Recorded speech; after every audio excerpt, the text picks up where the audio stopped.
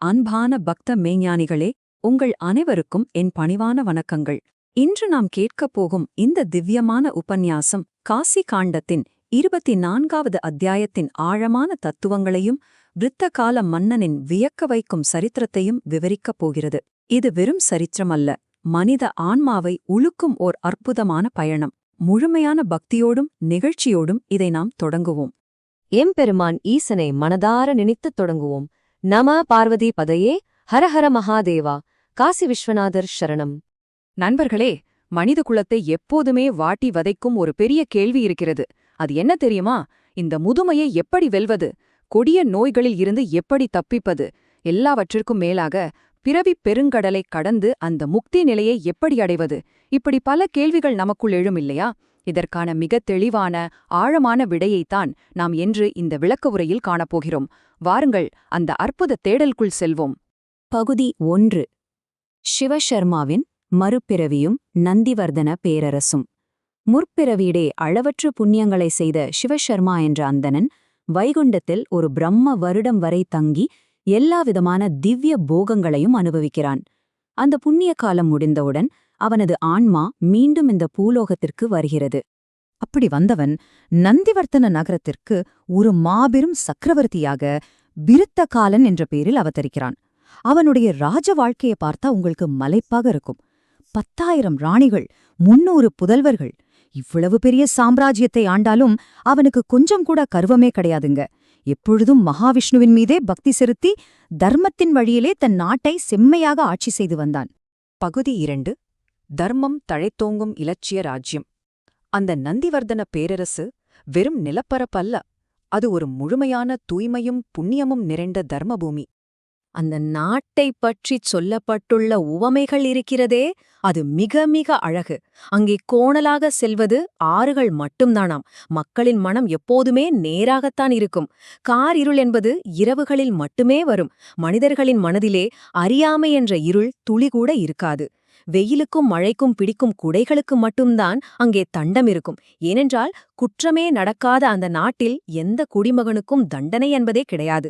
கற்பனை செய்து பாருங்கள், எவ்வளவு அற்புதமான ஒரு தர்மபூமி அது. பகுதி 3. காசி யாத்திரையும் முற்பிறவி நினைவுகளும். இப்படியே காலம் செல்ல அறநெறி வழுவாமல் ஆட்சி செய்து கொண்டிருந்த அந்த அரசவைக்கு ஒரு நாள் காசியிலிருந்து சில புனித யாத்ரீகர்கள் வருகிறார்கள். வந்தவர்கள் மன்னனை வாழ்த்திவிட்டு விஸ்வநாதரின் திருநாமத்தை கேட்டாலே மகா பாவங்கள் அழியும் என்று கூறி காசி என்ற வார்த்தையை உச்சரிக்கிறார்கள். அவ்வளவுதான். அந்த காசி என்ற ஒற்றை சொல்லை கேட்ட மாத்திரத்திலேயே மன்னன் விருத்தகாலனுக்கு உடம்பெல்லாம் அப்படியே சிலுத்து போகிறது. கண்களிலிருந்து தாரை தாரையாக கண்ணீர் வடிகிறது. அவனுக்கு தனது முற்பிறவியான சிவசர்மாவின் நினைவுகள் ஒவ்வொன்றாக நனவாகத் தொடங்குகின்றன. தன்னுடைய உண்மையான ஆன்மீக தேடல் என்ன என்பது அவனுக்கு புரிந்துவிடுகிறது. இந்த ஞானம் பிறந்தவுடன் மன்னன் எடுத்த முடிவுகள் எவ்வளவு வேகமானது தெரியுமா? சில நாட்களிலேயே தன் மகனுக்கு முடிசூட்டி நாட்டை ஒப்படைக்கிறான். சில வாரங்களில் தன் தலைமை ராணியான அனங்கலேகாவுடன் காசியை நோக்கி புனித பயணம் மேற்கொள்கிறான். அங்கு சென்ற சில மாதங்களிலேயே ஏழைகளுக்கு அளவற்ற தான தர்மங்களை அள்ளி வழங்குகிறான். சில வருடங்களிலே அங்கே ஒரு உன்னதமான சிவலிங்கத்தை பிரதிஷ்டை செய்து பிரம்மாண்டமான ஒரு கோயிலையும் அதற்கு உன்னே ஒரு புனித கிணற்றையும் அமைக்கிறான். ஒரு சக்கரவர்த்தி எல்லாவற்றையும் துறந்துவிட்டு எப்படி ஈசரிடம் சரணடைகிறார் என்பதை பார்த்தீர்களா? பகுதி 4. காலோதக தீர்த்தமும் முனிவரின் வருகையும். இப்போது நாம் இந்த சரித்திரத்தின் மிக முக்கியமானதொரு கட்டத்திற்கு வருகிறோம். மன்னன் எந்த உணவும் அருந்தாமல் உண்ணா நோன்பு இருந்து சிவபெருமானையே தியானித்துக் கொண்டிருக்கிறான். அப்போது அவன் கட்டிய அந்த புதிய கோவிலின் கருவறையிலிருந்து மிகவும் வயதான மர்மமான ஒரு முனிவர் தள்ளாடியபடி வெளியே வருகிறார். இங்கே ஒரு விஷயத்தை நாம் ஆழமாக புரிந்து கொள்ள வேண்டும். முற்பிறவி புண்ணியம் ஒருவரை எப்படி தொடர்கிறது என்பதற்கு இவர்களே மாபெரும் சாட்சி. இப்போது மன்னன் விருத்தகாலனாக இருப்பவன் முற்பிறவியில் மதுராவில் பிறந்த சிவசர்மா என்ற அந்தணன். அவனது மனைவி ராணி அனங்கலேகாதோ முற்பிறவியில் அவந்தி நகரிலே சிறு வயதிலேயே கைம்பெண்ணாகி சிவபெருமானை எண்ணி கடுமையான தவம் செய்த சுபாஷரா என்ற பெண்மணி. இவர்களுடைய முற்பிறவி புண்ணியமும் தவமும் தியாகமும் தான் அவர்களை காஷியில் இப்படி உயர்ந்த நிலையில் ஒன்றாக இணைத்திருக்கிறது. அந்த தளர்ந்த முனிவர் மன்னனிடம் வந்து, மகனே, இந்த கோயிலை கட்டியது யார்? இந்த லிங்கத்தின் பெயர் என்ன என்று கேட்கிறார். மன்னனோ மிகவும் பணிவுடன், சுவாமி, இந்த ஆலயத்தை நான் தான் கட்டினேன். ஆனால் இந்த லிங்கத்தின் உண்மையான திருநாமம் எனக்கு தெரியவில்லை. ஏனென்றால் அது யாராலும் உருவாக்கப்படாத ஆதியற்ற ஸ்வயம்புலிங்கமாகும்.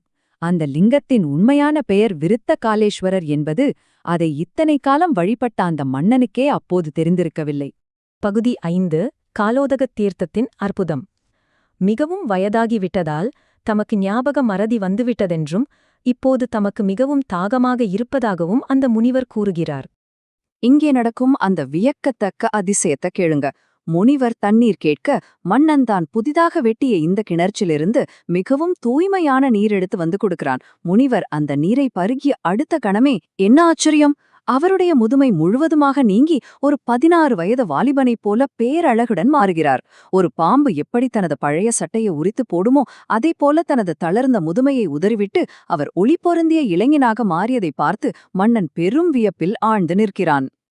அப்போது அந்த இளைஞர் மன்னனிடம் ஒரு மாபெரும் ரகசியத்தை வெளிப்படுத்துகிறார். இது மன்னன் வெட்டிய இந்த கிணற்று நீரின் மகிமைதான். அந்த தீர்த்தத்தின் பெயர்தான் காலோதக தீர்த்தம்.